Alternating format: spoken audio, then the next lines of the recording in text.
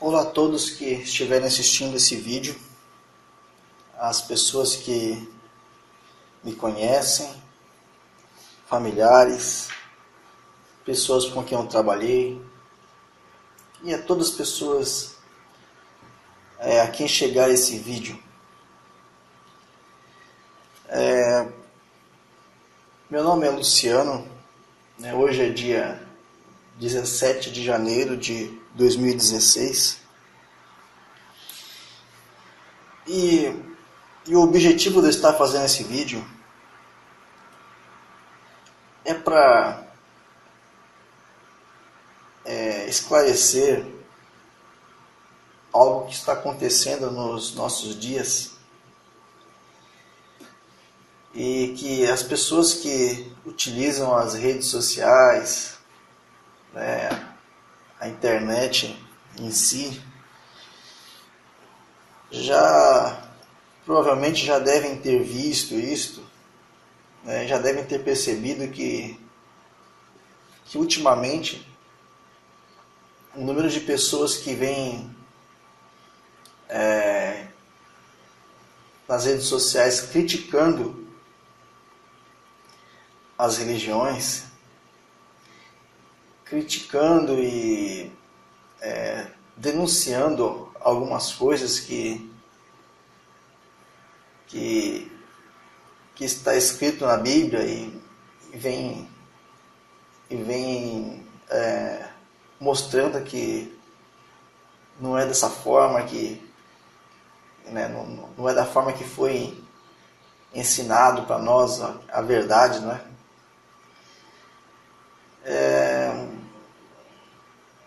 Provavelmente você já deve ter visto alguém fazendo esse tipo de crítica, denunciando alguma coisa, ou vamos dizer assim,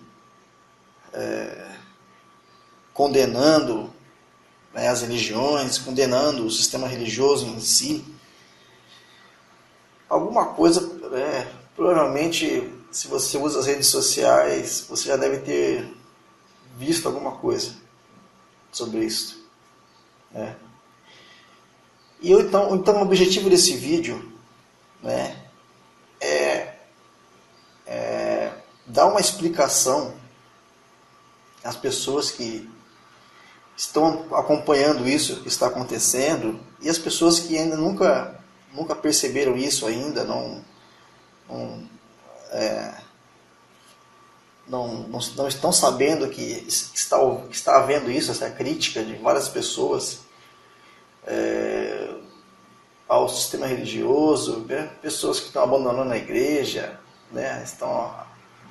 não fazem mais parte de nenhuma denominação religiosa, Então essas coisas estão acontecendo nos nossos dias, Então eu vou fazer um resumo do que eu tenho descoberto, desde 2013, vamos dizer assim, até os dias de hoje, para que você possa analisar se isso tem coerência ou não. Por quê? Porque de acordo com nosso entendimento, não só meu, mas de muitas pessoas, nós estamos nos aproximando de um tempo final aqui nesse mundo. E nesse tempo vai ser um tempo muito triste para todos nós. E o que está por vir aí, que não falta muito, posso dizer para vocês que em menos de 2 anos, seguramente, ou até menos de um ano, não sei, acho que nós devemos estar preparados, E eu, particularmente, eu estou me preparando para isso, E esse vídeo também não deixa de ser um último alerta, porque se você entender o que eu vou tentar passar nesse vídeo, se se você entender, se você realmente ver coerência naquilo que eu vou falar,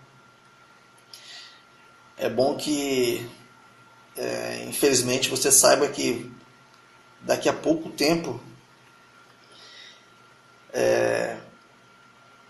se a gente quiser, no caso, preservar a nossa vida, a vida da nossa família, dos nossos familiares, dos nossos filhos, se a gente quiser preservar, nós vamos ter que, infelizmente, né, ou felizmente, eu não sei dizer, porque o que vai vir aí não vai ser bom para ninguém, né? Não é mais, se a gente quiser tentar sobreviver ao que que está para acontecer aí, a gente vai ter que fazer uma escolha aí, a gente vai ter que nos refugiar, né, nos ir embora daqui das grandes cidades e vamos ter que viver em lugares mais isolados, né? Mais para frente eu vou tentar explicar isso aí para vocês, tá?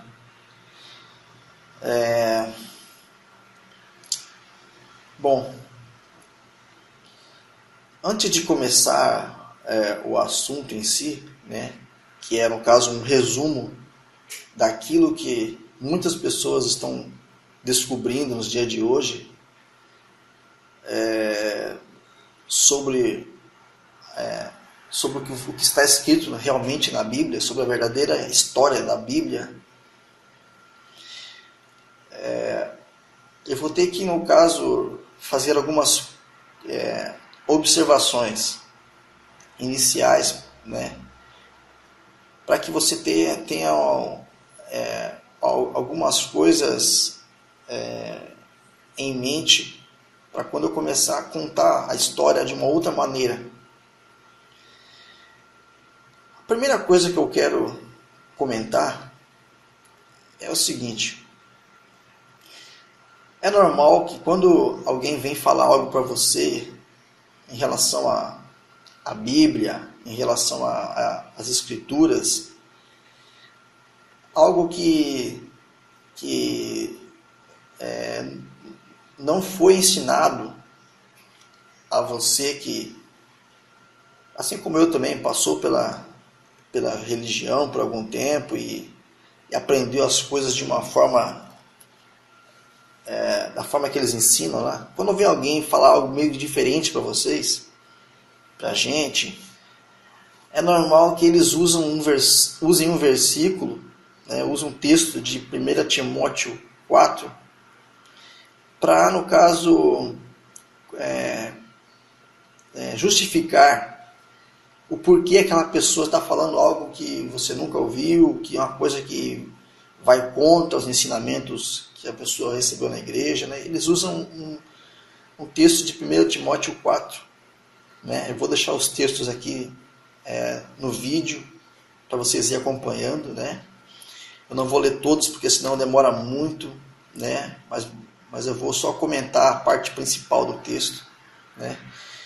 Então eles usam esse texto para, no caso, justificar, né? E para, no caso, contradizer as pessoas que falam coisas diferentes daquilo que foi ensinado, né? Eles falam para a pessoa: olha, estão te falando isso, isso é algo que não é um ensinamento da igreja, essa pessoa está fora da igreja, essa pessoa ela está desviada, e isso está escrito que ia acontecer, né? Que nos últimos tempos apostatarão da fé, dando ouvido, né, a espíritos enganadores, né? Então aquela pessoa que está falando isso para você, ela está dando ouvido a espíritos enganadores, a doutrina de demônios.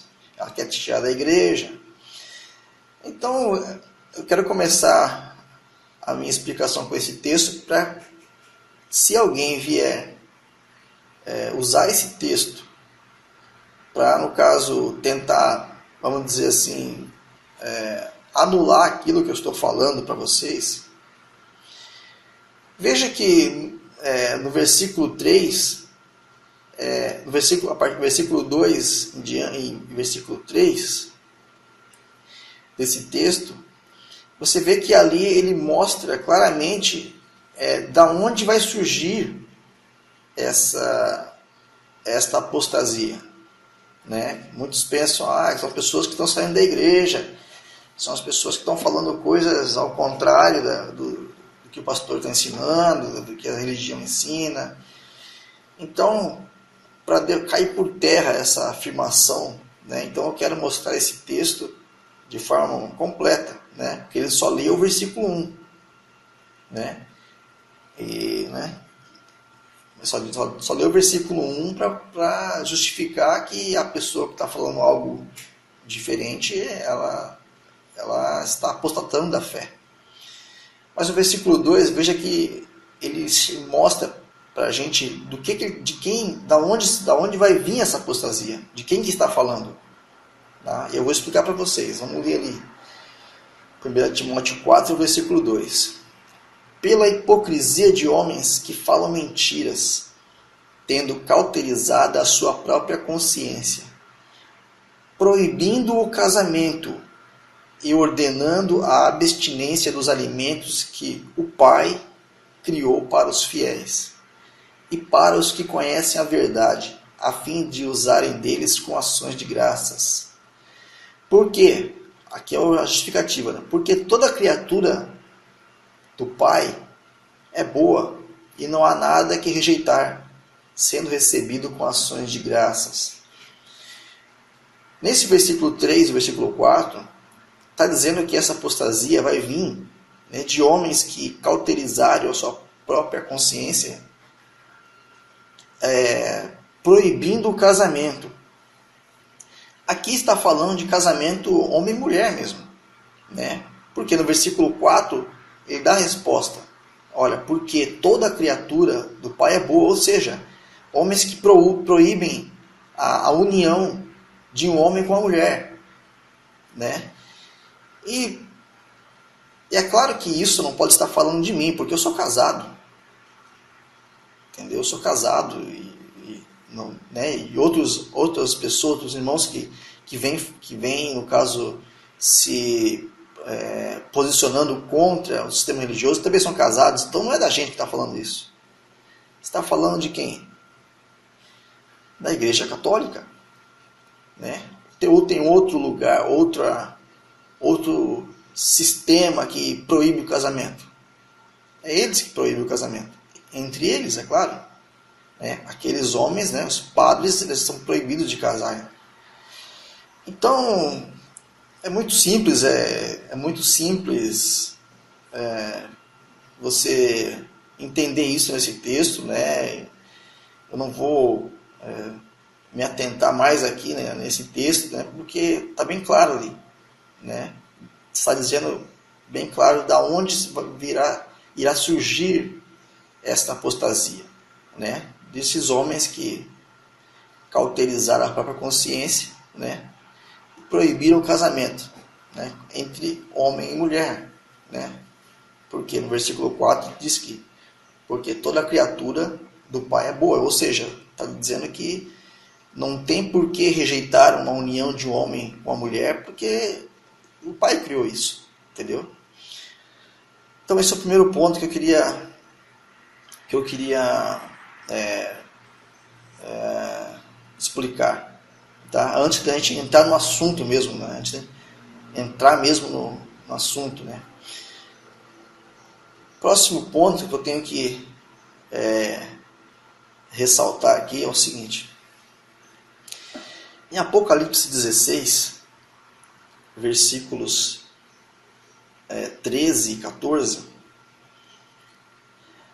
fala de 3 personagens ali: o dragão, da besta e do falso profeta. Por que eu tenho que ressaltar isso antes de a gente entrar no assunto? Porque praticamente toda a história, toda a história do Velho Testamento,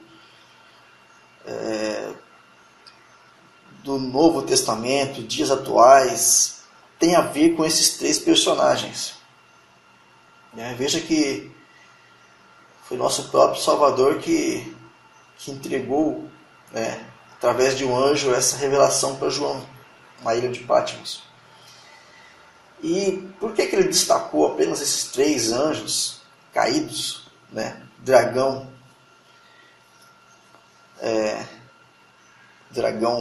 a gente sabe que é Satanás, a figura do dragão é Satanás. A besta é um outro anjo caído que ele que irá reinar agora, nessa terra, a besta, e o falso profeta também. Por que fala dos três? Porque apesar de ter no caso havido a queda dos anjos, não sei te dizer ao quantos, mas eu creio que milhões devem ter caído, quando eles foram expulsos do reino dos céus. Apesar de ter sido milhões, esses três são os três que governam o mundo hoje e sempre governaram. Vocês vão entender isso conforme o texto, conforme eu for explicando as coisas para vocês, desde o início, você vai entender que tudo gira em torno desses três anjos caídos. É eles que inventaram toda a farsa, que existe até os dias de hoje. Então é por isso que o Messias ele destacou esses três anjos, em Apocalipse, para que nós entendamos que é esses três que criaram toda a mentira que existe até hoje. Tá? Então a gente vai no caso analisar o que esses três anjos fizeram até os dias de hoje.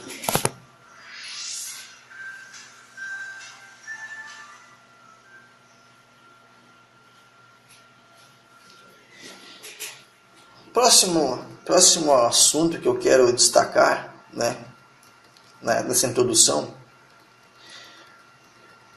para que você venha entender o que eu vou explicar mais para frente, é sobre as formas de possessão. Você que é evangélico, você que é cristão, que frequenta uma igreja, uma denominação, com certeza você crê em possessão demoníaca, que esses espíritos entram, eles tomam controle do corpo da pessoa, faz a pessoa fazer coisas que não querem, possessão. Não tem nenhum evangélico que não creia nisso, que os demônios, os espíritos malignos entram nas pessoas,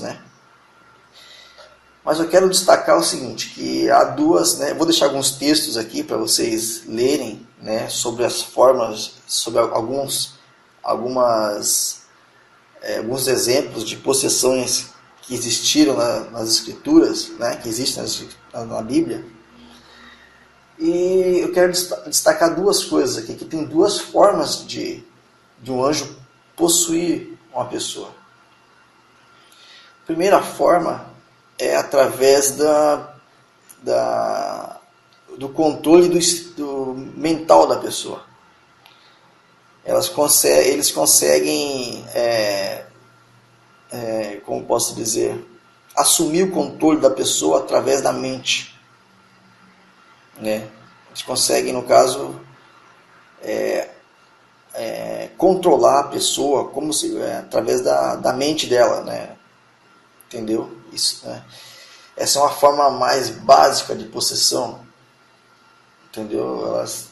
Elas tomam controle da pessoa, a pessoa às vezes faz coisas que não se lembra, né?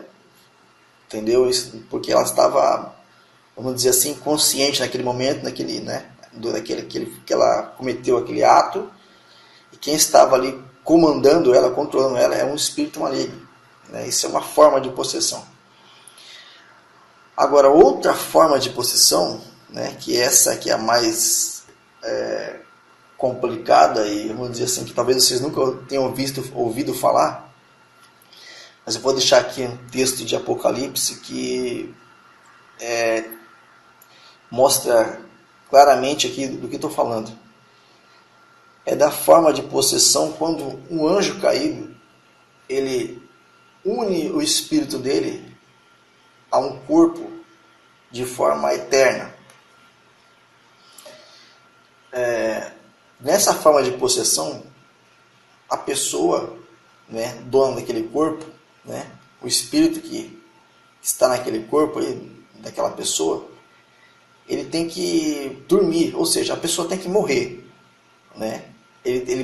Para ele se apossar do corpo daquela pessoa, a pessoa tem que morrer, né? Ela não pode estar viva, diferente da forma de possessão mental, como eu falei antes, né? Que a pessoa ela é viva, tudo, e por alguns momentos os caídos eles incorporam ali, eles conseguem dominar o corpo da pessoa, né? Isso acontece muito em terreiro de macumba, em lugares que eles vão lá para fazer isso mesmo, para que os espíritos, né, como posso dizer assim, se manifestem ali, né, usando o corpo de alguém. Então, essa é a forma mais básica. Mas quando um anjo caído, ele quer, no caso, se unir a um corpo de forma eterna, no sentido de que os anjos não morrem. Os anjos não morrem, né? Então, quando o espírito de um anjo ele se une a um corpo, né, aquele corpo, aquela pessoa que estava naquele corpo, ela tem que morrer, o espírito dela dorme, aí ele consegue unir o espírito dele ao corpo da pessoa, e a pessoa passa a não morrer mais. Isso está bem explicado aqui em Apocalipse 13, né? E também em Apocalipse 17, né? Vou deixar os textos aqui. Aí você vai ler esses textos, vai ver que isto irá acontecer agora, né? Quando a besta do Apocalipse, né, também conhecido muito como oitavo rei, quando ele se unir ao corpo de um ser humano aqui, né, e vai acontecer aquilo que está escrito em Apocalipse 13, versículo 3, né, que diz assim: e vi uma das suas cabeças como feita de morte. Tá? Essas cabeças aí, você vai ver em Apocalipse 17, eu vou deixar os textos, que está falando de 7 reis. Né? Um desses sete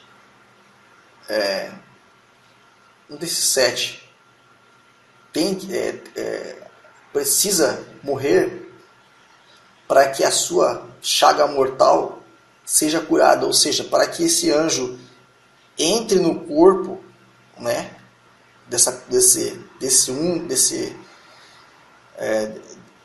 pessoa que morreu, né, e dessa forma esse corpo se torne imortal, né, para que ele possa usar de forma, como posso dizer assim, de forma integral, né, o corpo dessa pessoa. 24 horas, é isso que eu estou dizendo, né, de forma eterna. Né, enquanto o anjo não morrer, aquele corpo também não morre. Tá? Então é isso que eu estou falando. Então isso é mostrado em Apocalipse 13. Né, eu vou deixar os textos na tela para vocês verem. Em Apocalipse 17. E é isso que irá acontecer agora. Porém, não foi a primeira vez que aconteceu isso. né? Não é a primeira vez que acontece isso. Eles podem trocar de corpo. É complicado isso, irmãos. É complicado. Mas se você não começar a entender mais ou menos o que esses anjos caídos podem fazer, né, você não vai entender o que eles fizeram no passado. Tá?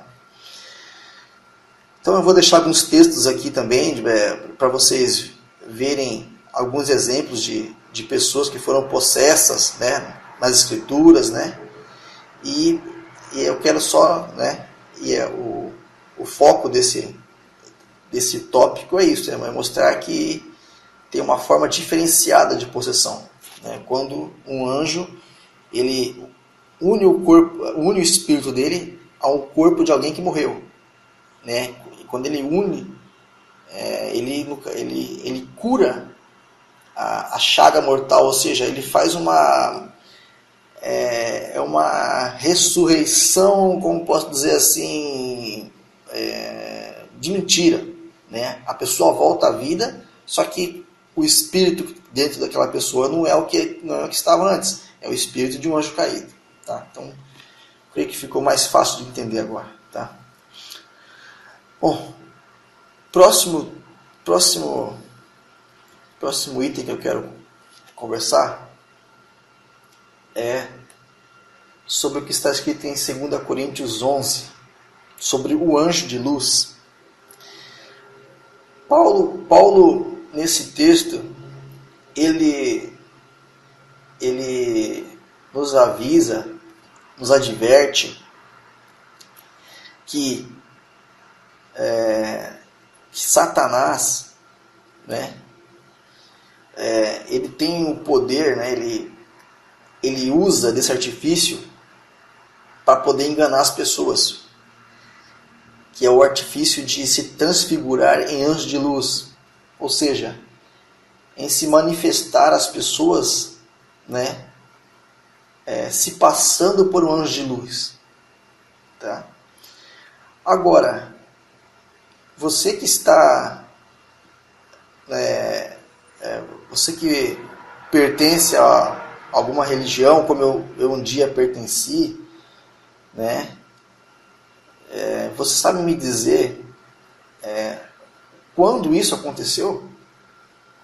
Será que você já ouviu algum pastor pregar sobre esse texto e mostrar, olha, em tal lugar aconteceu isso? Aqui, né, nesse texto aqui, não era Deus, por exemplo, aqui ali era Satanás se passando por Deus, é isso, né? Você já viu alguém pregando sobre isso, alguém ensinando sobre isso? Eu confesso que nunca ouvi falar, nunca vi ninguém explicar isso, nunca vi ninguém, no caso, não vou dizer explicar, porque está bem simples de entender, mas nunca vi ninguém mostrando um texto na Escritura onde isso tenha ocorrido. Por quê? Porque não sei dizer por quê. Não sei dizer por quê que nunca nenhum pastor, eu não vi nunca nenhum pastor, nunca nenhum pregador dar um exemplo de onde isso aconteceu. Nunca vi. Porque a partir do momento que a pessoa conseguir enxergar onde isso aconteceu, nem que for uma vez, ela consegue identificar todas as vezes que isso aconteceu, né? E digo para você que no Velho Testamento 80% das vezes ali que houve intervenção ali divina, falando com o homem ali, 80% não era nosso pai de verdade, né? Sem falar que está escrito no Novo Testamento, né, que o nosso pai nunca foi visto por ninguém, nunca ninguém ouviu a voz dele. Mas isso talvez eu vou abordar mais para frente isso aqui, né? Eu vou deixar o texto para vocês lerem ali. E tem várias formas de você comprovar que o Deus que apareceu no passado falando com vários homens ali, tem várias formas de você desmentir que era o nosso pai, de você comprovar que não era nosso pai, né? E E a gente vai ver isso mais para frente também. Tá? Então, esse tópico é só para vocês terem em mente que Paulo já tinha avisado isso. E Satanás ele se passa por anjo de luz. Né? Só que é claro, se ele falou em que ocasião aconteceu isso, talvez tiraram, né? Mas você vai ver como é fácil descobrir aonde isso aconteceu, as várias vezes que isso aconteceu, analisando a própria Escritura. Né? Lembra que Paulo, ele mesmo nos orienta a analisar tudo e reter o que é bom? E tem gente que diz hoje, que generaliza isso, né? Diz, tudo que você for fazer, antes de você descartar, antes de você, né, analisa, né? Mas isso não é verdade, né? Porque você não precisa usar uma droga, por exemplo, para você saber que é algo ruim, que vai te fazer mal, né? Você pode pensar, dizem que faz mal, mas eu nunca experimentei, será que faz mal mesmo? Eu vou experimentar, eu vou analisar para ver e vou reter o que é bom, né? Então as pessoas generalizam isso, né? Quando que Paulo, quando disse isso, estava falando da Escritura, está falando, né, daquilo que é em relação ao nosso Pai, né? Que é aquilo que é em relação a espiritual, coisas espirituais, coisas do nosso Pai, coisas, né, de coisas relativas ao nosso Pai, né? E principalmente a Escritura em si. Nós temos que analisar e reter o que é bom, né, daquilo, né? Não fazer tudo de olho fechado porque mandaram fazer, sem analisar se aquilo é correto ou não, em relação às Escrituras, tá? Bom, próximo item que eu quero analisar com vocês, antes da gente iniciar o assunto do vídeo em si, né, que é o resumo do que aconteceu no passado, né, do que vem acontecendo no presente, resumo do que as pessoas têm descoberto nos dias de hoje, que está fazendo as pessoas, no caso, denunciar as religiões, né? Vamos fazer um resumo do que está sendo descoberto, que leva as pessoas a ir contra o sistema religioso hoje. Tá? Esse é o objetivo do vídeo. Então, antes de começar, vou falar sobre mais um assunto, né, que é sobre sacrifícios.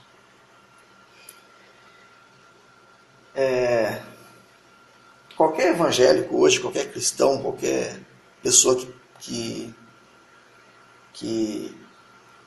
faz parte do sistema religioso, ela tem implantado na mente dela, né, porque ela aprendeu, é como se você tivesse, como se fosse o A, E, I, O, U que você aprendeu no colégio. Isso é 1 mais 1, né? É algo que você aprendeu, né, e aquilo você não tem dúvida daquilo. Então, todas as pessoas que estão no sistema religioso, né, eles aprenderam, né, que todos os sacrifícios de animais que houveram no passado foram ordens do nosso Pai. Nosso Pai ordenou esses sacrifícios, né, essas mortes de animais, milhares de animais foram mortos, vários tipos de sacrifícios, né, que eles faziam, né? Então, e a justificativa que nos foi dada é porque era para, no caso, como o Messias não havia ainda vindo na Terra, para, no caso, vamos dizer assim, fazer o sacrifício por nós, era necessário que aqueles povos naquela época fizessem sacrifícios para que os pecados deles fossem, vamos dizer assim, perdoados, né? É uma forma de como posso dizer assim, de amenizar o pecado do ser humano através de sacrifícios, né? Mas se você parar para pensar, né? Eu quero que você pare para pensar com calma.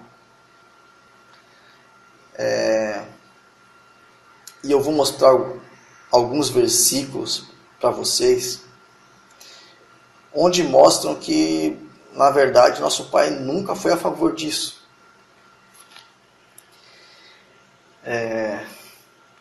E se você, daqui para frente, se você não analisar com o seu próprio entendimento e tentar se perguntar, realmente nosso Pai, isso é algo que, não vou dizer que agradava, né, mas vou dizer que era necessário, vamos dizer que era necessário eu fazer aquilo. Se você não analisar com calma, se você não ler a Escritura e conseguir entender que nosso Pai nunca pediu isso, você não vai conseguir entender o que eu vou dizer mais para frente. Em Hebreus, né, verso 10, já é Novo Testamento, tem um texto ali, Hebreus 10, a partir do versículo 4 até o 8, é um texto que fala sobre os sacrifícios e holocaustos que ocorreram no passado, né? Eu vou ler só do verso 4 em diante, você pode ler desde o versículo 1, para não ficar muito grande, muito cansativo para mim. Versículo 4.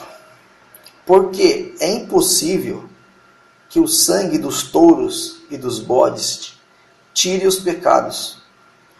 Por isso, entrando no mundo, diz, né, está falando do Messias, né? Sacrifício e oferta não quiseste. É o Messias falando a respeito do nosso Pai.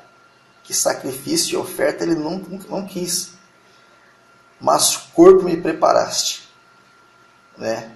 A missão do Messias foi essa. Holocaustos e oblações pelo pecado não te agradaram. Então disse, eis aqui venho. No princípio do livro está escrito de mim, para fazer, ó Pai, a tua vontade. Como acima diz, sacrifício e oferta, e holocaustos, e oblações pelo pecado, não quiseste, nem te agradaram, os quais se oferecem segundo a lei. Você pode ler um pouco antes, você pode ler um pouco depois, mas aqui no verso 4 está dizendo o seguinte, porque é impossível que o sangue dos touros e dos bodes tire os pecados. É impossível. Isso já era no Novo Testamento, né? Estava falando a respeito do que foi praticado no passado. Agora eu te pergunto, se é impossível que o sangue desses animais que foram derramados lá atrás tire os pecados do ser humano, para que nosso Pai ia pedir então? Ou será que aqui o apóstolo estava mentindo aqui? Porque é impossível que o sangue dos touros e dos bodes tire os pecados. É até complicado a gente comentar disso, né? Porque a gente, depois que começa a entender um pouco do que aconteceu lá atrás, né? Usando a própria Escritura, comparando, analisando, né? A gente vê que se a gente aceitar essa ideia de que o nosso pai ele foi a favor de sacrifícios de animais, milhões de animais que morreram, se a gente sustentar essa ideia de que ele que ordenou isso, né? E aqui diz que é impossível que esse sangue derramado tire pecado de alguma coisa, de alguém. Se a gente sustentar essa ideia de que foi nosso pai que pediu isso, você vai chegar à conclusão que o nosso pai ele é mais, como posso dizer assim, é mais cruel do que você mesmo, do que eu, por exemplo. Por quê? Você tem coragem, né, mesmo que apareça um anjo para você, um anjo, um ser celestial apareça para você, dizendo que quer que você faça um sacrifício, né, em prol da tua família, né, que você mate um animal de estimação que você tem aí, qualquer animal, um cachorro, um gato, você teria coragem de matar esse animal?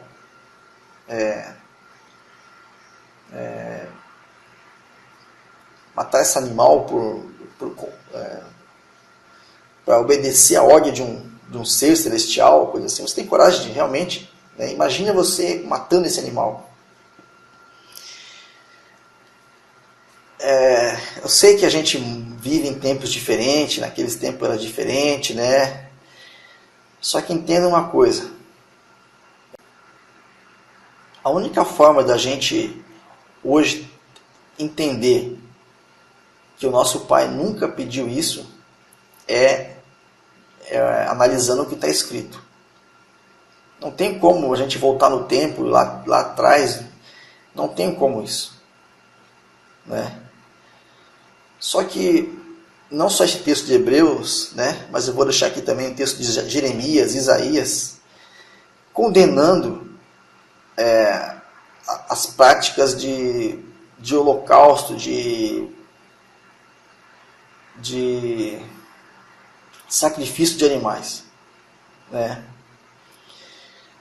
Por exemplo, em Jeremias 7, versículos 21 ao 23, está escrito: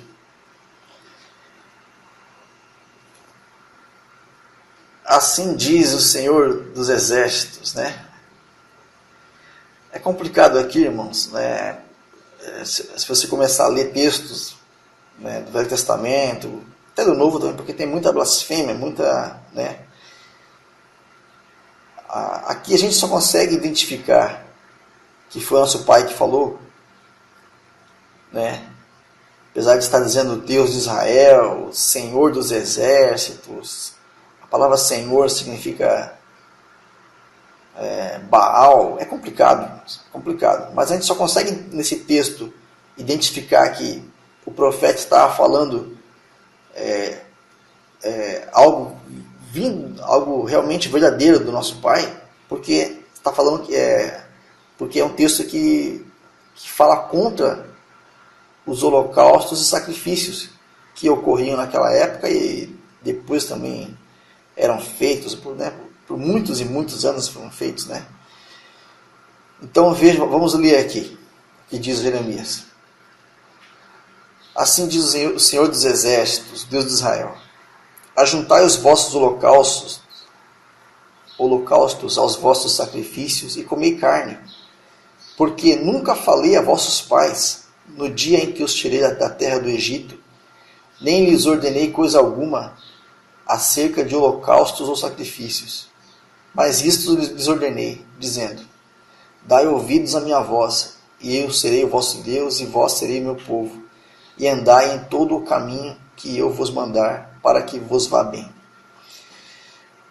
Veja então que o profeta aqui está dizendo que nosso pai nunca pediu sacrifício e holocausto, né, para aquele povo de Israel, desde o dia que eles saíram do Egito.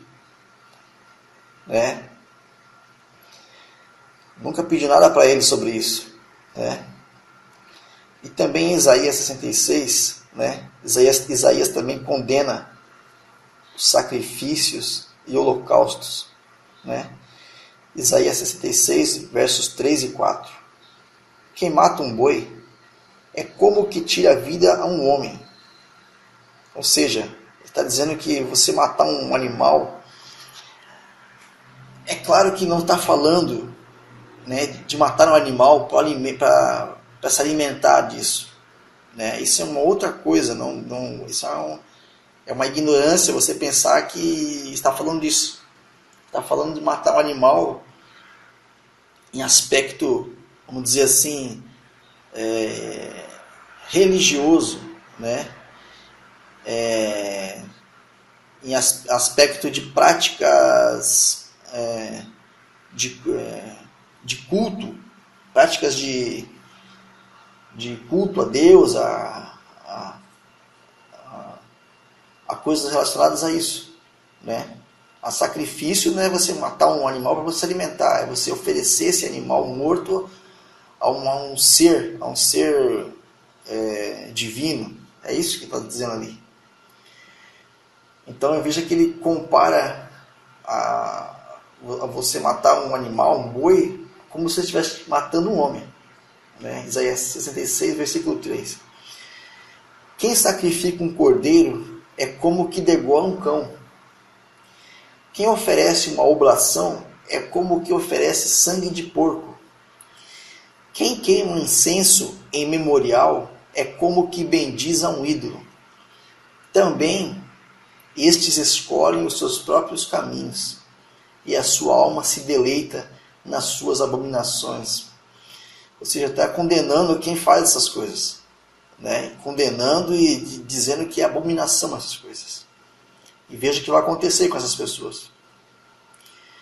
Também eu escolherei as suas calamidades, farei vir sobre eles os seus temores, porquanto clamei e ninguém respondeu, falei e não escutaram, mas fizeram o que era mal aos meus olhos, e escolheram aquilo em que eu não tinha prazer. Então, veja que tem alguns textos, né, e se a gente for procurar, talvez tem mais textos, né, que condenam os sacrifícios de animais que foram feitos, né? Então, fica você agora analisar se o nosso pai ele teria mandado isso. Realmente, se foi ele que mandou as pessoas fazerem esse sacrifício, né? Mesmo sabendo que aquilo ali não ia tirar o pecado, porque se em Hebreus 10, versículo 4, diz que é impossível que o sangue dos touros e dos bodes tire os pecados. Então, fica claro para a gente entender que nosso pai não ia pedir uma coisa dessa, né? Ele sabendo que não ia tirar os pecados, ia matar os animais à toa. Então é complicado essas práticas que eram feitas lá atrás e infelizmente você tem que parar, você tem que analisar por si próprio, né? Você tem que conhecer, você tem que tentar, no caso,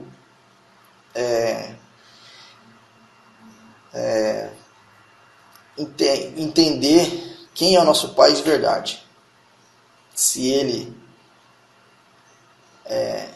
é mais cruel do que você, do que eu, que não tenho coragem de matar um animal, não tenho. Matar um animal, se me disserem que, mas se você estivesse naquele tempo lá, você mataria, né? Será? É complicado esse tópico, mas se você não conseguir entender que o nosso pai ele não pediu nada disso, vai ficar difícil você entender outras coisas que aconteceram lá atrás que não foi o nosso pai que pediu, né? E que nem era ele que estava por trás dessas coisas que foram feitas lá atrás. Vamos passar agora para o próximo tópico, né, que é sobre os 10 mandamentos. Os 10 mandamentos, apesar de que eles foram, vamos dizer assim, revelados ao homem somente no Monte Sinai ali, por Moisés, você vai entender, né, quando eu começar a explicar as coisas de uma outra forma, você vai entender que os 10 mandamentos sempre existiram. E existem até hoje, né? E você vai entender o porquê, naquele momento, foi necessário que o nosso Pai revelasse, vamos dizer assim, esses 10 mandamentos de forma concreta para a humanidade. Por que naquele momento? Você vai entender por que nosso Pai, naquele momento, teve que deixar explícito esses 10 mandamentos, né, para a humanidade, né? Mas esses 10 mandamentos sempre existiram. E isto é a base para você entender hoje o porquê muita coisa está acontecendo. Porque acontece o seguinte: para que o anjo caído, né, para que os caídos eles possam ter, vamos dizer assim, autoridade sobre você, para que ele possa, no caso, vamos dizer assim, te manipular, para que eles possam ter controle sobre você, ter autoridade sobre você, ele precisa fazer que você quebre um dos mandamentos do nosso Pai, quebre uma das leis do nosso Pai. Tá? Isso sempre aconteceu e acontece até os dias de hoje. Vocês vão entender que os 10 mandamentos sempre existiram, né?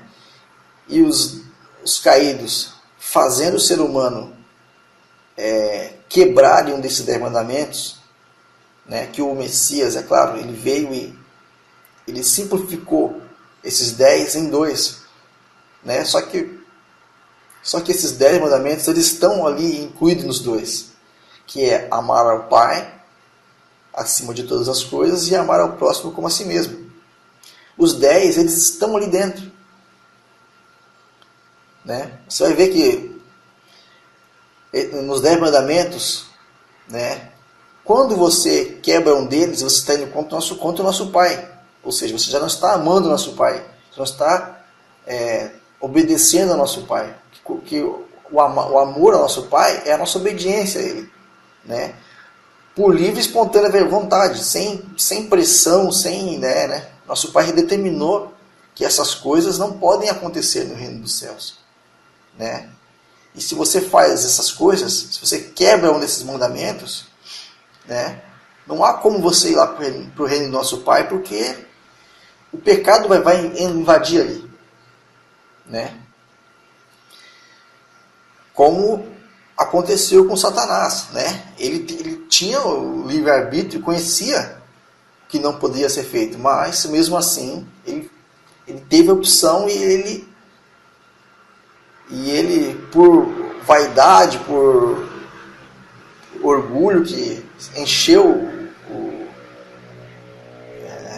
o espírito dele, ele acabou se revoltando por inveja, não sei porquê, né? Mas os 10 mandamentos sempre existiram, né?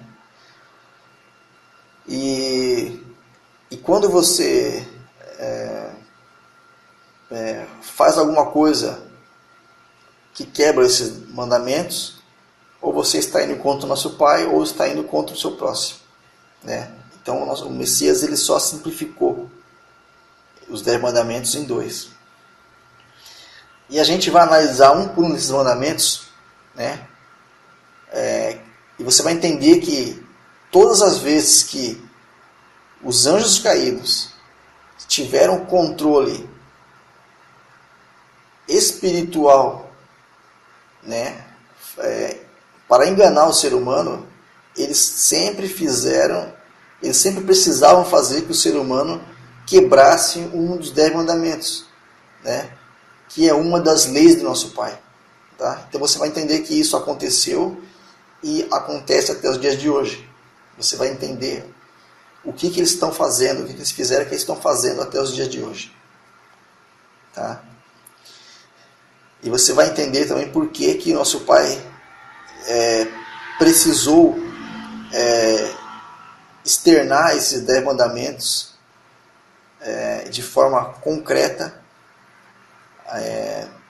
naquele momento, naquela ocasião ali para Moisés ali, né? Ele entregou um anjo e o anjo entregou para Moisés. Você vai entender o porquê daquele momento que nosso pai ter feito aquilo, tá?